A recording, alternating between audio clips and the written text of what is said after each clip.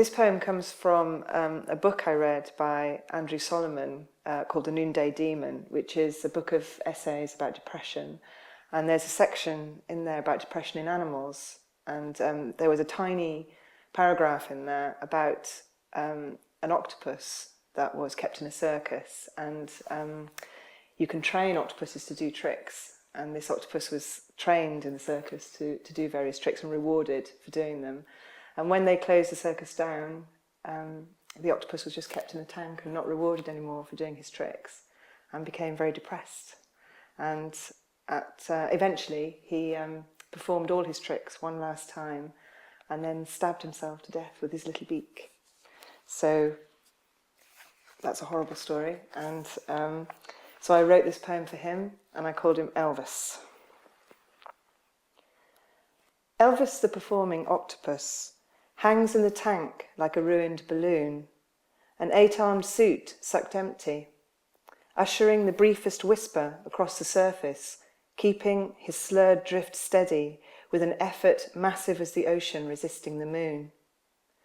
When the last technician, whistling his own colourless tune, splashes through the disinfectant tray, one might see, had anyone been left to look, Elvis changing from spilt milk to tumbling blue, pulsing with colour like a forest in sunlight. Elvis does the full range, even the spinning top that never quite worked out, as a strip light fizzes and the fly lamp cracks like a firework. Elvis has the water applauding, and the brooms, the draped cloths, the dripping tap, might say that a story that ends in the wrong place always ends like this, fabulous in an empty room, unravelled by the tender men in white, laid out softly in the morning. A long time ago I was a zookeeper at Edinburgh Zoo, and there are a few poems in my first book which I suppose come from that experience. My education at the zoo. There is a rule which I am born knowing from the moment I slip out and my mouth becomes that anguished, red, newborn hole, its ridge of unborn teeth uselessly bared. I know this rule and am flailing against it, but in later years I come to an uneasy acceptance. My unusual physical strength is a testament to its weight. When I'm 16, I can push a barrow overflowing with rolling cow haunch and pony carcass all the way up the hill to the wolves. Only the strongest of the strong men can do it. There is laughter and something else, a recognition. On New Year's Eve, when one year metamorphoses into a dream of another, they kiss me with uneasy, snarling kisses. The Amazon parrot whirls at me, a green screech as I approach his nest. Next door, the cockatoo is pacing up and down. He clambers up me as if I were a gnarled tropical tree, lodges his head down my shirt between my breasts, murmurs, "You must incline your head to hear his words. Fuck you, bitch," his yellow eyes blinking. I'm afraid at the end I begin to fall apart and accidentally set 3 pairs of lovebirds free, and the cockatoo, who simply climbs the nearest tree and hurls insults, but suddenly the words begin to come, secretly when I'm alone at night. The real men bask at lunchtime, like lions keeping their violence to themselves while the sun is hot. At night, at party after party, I find it hard to keep from being discovered or blurting the truth. I drink 10 pints, laugh at all insults, refuse to retreat, as finally, amidst howls of laughter at 3 a.m., one of them emerges wearing 2 bras and a nightie, his face covered in paint, and everyone cheering his victory in the game that he is playing that now I know the name of. My life with horses. Before I knew there were men, I galloped a pony bareback. It was a hard winter, but how sure-footed we were, resolute in frozen emptiness, stamping the ice with our names. Years later, I lay like a foal in the grass, wanting to touch your hair. We clutched like shadows. I twined the past through my fingers, kissing great gulps of father, of mother, galloping with nothing to stop me. Now in the evening, I put on my dress, like a secret. Will you see how my elbow pokes like a hawk? the way I have carefully cut my mane, the way my eyes roll from fear of you. I'm trying to hide the animal I am. And you give me a necklace bright as a bit, and you're stamping your name into the earth, and my arm is around you, weak as a halter, and nothing can stop me, no mother or father. Hedgehog. Its leg was not broken, it was not homeless. It clenched in my hands, a living flinch. You cannot love so much and live, it whispered, its spines clicking like teeth. I hid it from itself in a cardboard box. Overnight, it nibbled a hole and slipped away. I cried so much, my mother thought I'd never stop. She said, you cannot love so, and yet I grew to average size and amused a lot of people with my prickliness and brilliant escapes. This poem is one of several that I've done in a man's voice, and it's called Dumbarton, and it's set in Dumbarton, which is, if you don't know, a rather concreted suburb of Glasgow. And where it comes from is that we're often, exhorted to kind of move on with our lives and embrace the new and embrace the future, and it's actually incredibly tiring, exhausting, in fact, to do that. Dumbarton. In changing my life, I got as far as Dumbarton. It was midnight. She didn't believe I loved her, so I rang her and said, I'm getting in the car now, and I found myself swallowing the road out of Glasgow, the bridge screaming at me to leave then, leave. I rang her. I hated my voice. I'm so tired, darling, tired, I said. The click told me that the future is as uncertain as the past. The road was empty. My whole body ached. I had 9 points on my license and so had to crawl my way to my brand new life. She didn't believe I loved her. I rang her. I've left everything for you, I said, or you're everything to me, or perhaps I said nothing at all, being smashed upside down in the central reservation. The lights of Dumbarton were mostly out as I turned back. The stars were gibberish, the road flat on its back. I rang her. I hated my voice. I'm so tired, darling, tired. Forgive me. This poem is a poem about the process of writing, I suppose, when you surprise yourself by quite what you've ended up writing about, or shock yourself even. It's called Buffalo Mozzarella. When I say that I tasted him, I mean that I knew the stale baby press of his mouth, his cold breath, and the way he scratched the cushion of his thumb on his stubbled cheek.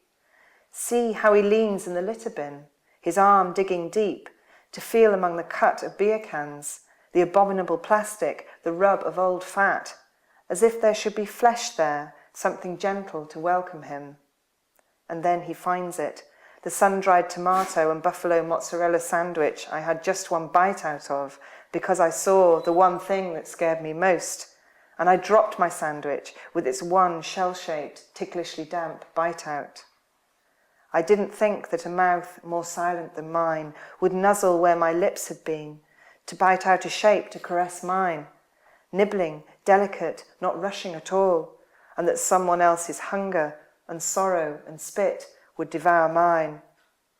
When I say that I tasted him, I mean that the night shook me awake, and I saw the back of his head clearly as he bent down into darkness and shame to find out the truth about me.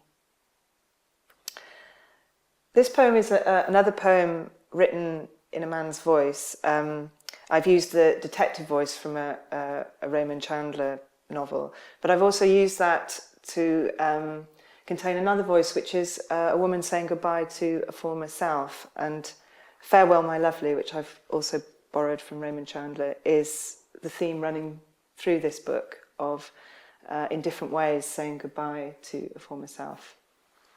And the epigraph to the poem is a quote from Raymond Chandler: "A really good detective never gets married." Farewell, my lovely. I'd gotten used to that roomy grin, the face like a bag of facts, the flank round as a pony's, and the way she had of blending in so badly. But after all, I didn't really know her, neither she nor I being the intimate type. I take a slug of something that I've been craving, make a note of everything that's gone with her. But my notes become a list of immovables, this slouching house, the sea with a face I'd like to smack, the loosening sky fit to drop. As I'm dusting the mirror, I glimpse her, smart as a rat in the company of rocks. But the day's slammed shut, and it's time to file the file. This is a face to be turned over for answers from now on. She's left nothing behind her to show what was between us. Always meticulous, I find she slipped like a last dram into my dreams, hunched at the scene, wiping fingerprints, knowing that it's over, that it's time to go. At the end of Farewell, my third book, there's a sequence of poems inspired by soldiers' accounts of the Falklands War. And the reason these poems are in the book is that the theme running throughout is the idea that there are certain events in life which mean that you leave your former self behind and you can never go back. And war being one of those for the boy. Landing. Just to make things more frustrating, they show us porno films all night. Rapiers are breaking up in the hold, no news in case it puts us off. In April, it's the height of winter. When we land, the sea is bright blue. I thought it was in Scotland. I thought it would be like Platoon. The planes roar in and drop and turn. The beach blows up before my eyes. And the thought crosses my mind, I was going to take Stacey to meet my parents, but I never did. And I never slept with her either. I said goodbye from a phone box. Couldn't wait for the pips to cut me off. This poem comes from something that I read about when you're beheaded. Your head remains conscious for several minutes after it's cut off. And that thought hung around for a long time until I had a baby. And the experience of childbirth somehow married with that. And this is the poem, Beheaded. I hear perfectly the thud onto linen, the strange gasp like the cry of a premature baby, just once and then silence. And I see perfectly how my lashes scratch the light, a hair glittering in shadow, the winded hollow where my lips rest.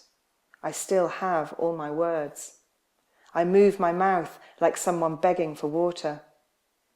Fingers grab my hair and I soar high above my sad old body, slumped and tiny. Tears of pity for it fill my eyes. They are tending it, the blank women in blue. They are washing it as if they loved it. Look, the people are cheering me. Look, they are glad to see me, now that I've been removed without a single word of protest. This poem is one of several I wrote about having a baby.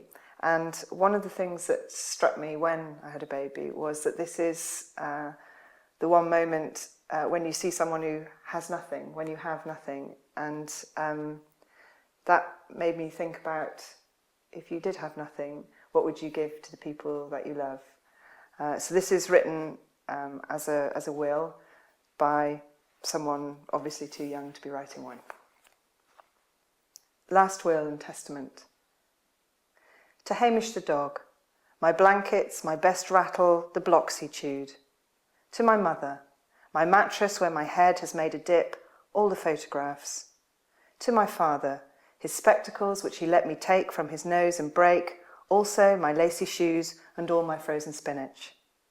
To Auntie Jan, the pink cardigan she made me, also my butterfly. To my mother, in addition, my washable nappies for resale, Gina Ford, my weaning spoons.